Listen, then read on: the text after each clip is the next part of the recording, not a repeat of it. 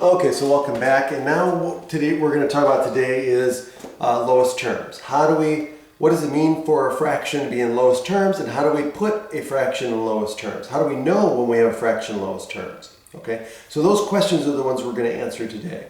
So what does it mean to put a fraction in lowest terms? It means that it's in simplest form, which means that we cannot find any common factor other than 1 from between the numerator and the denominator. Okay, so if there's no common factor other than 1, then I know that the fraction is lowest terms, and that's what we mean by lowest terms. That there's no common factors between the numerator and the denominator other than 1. Okay, if that's true, then the fraction is in lowest terms. Okay, now, in order to put a fraction in lowest terms, then what we want to do is we want to find the greatest common factor between the numerator and the denominator. Once we find the greatest common factor, okay, then we divide the top of the bottom by that number to put in lowest terms. Okay, so the greatest common factor is the largest number that will divide both numbers. Okay, that's what it means to have a greatest common factor.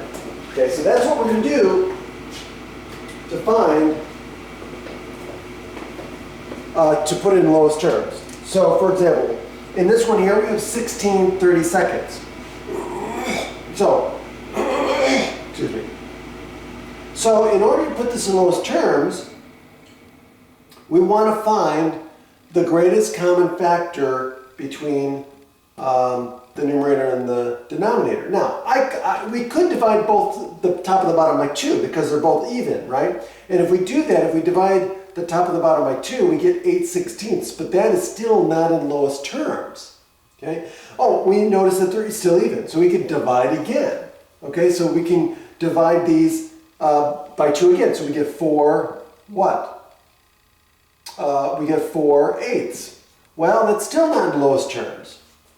And so we keep dividing, right? Oh, we still can divide by 2, so that'll give us 2/4. Oh, well, we still can divide by 2. That's going to be 1/2. Okay, now, at this point, the greatest common factor, or the only common factor between the two is 1. And so we know we're done. But that can be tedious, especially when you're dealing with large numbers. Okay, so we want the greatest common factor. We want the largest number that will divide the top and the bottom. So the largest number that will divide both 16 and 32 is 16. So we divide the top and the bottom by 16. And so 16 divided by 16 is 1. 32 divided by 16 is 2. And so now we know that we have an equivalent fraction in lowest terms. Okay? And that's what we mean. Have a great day.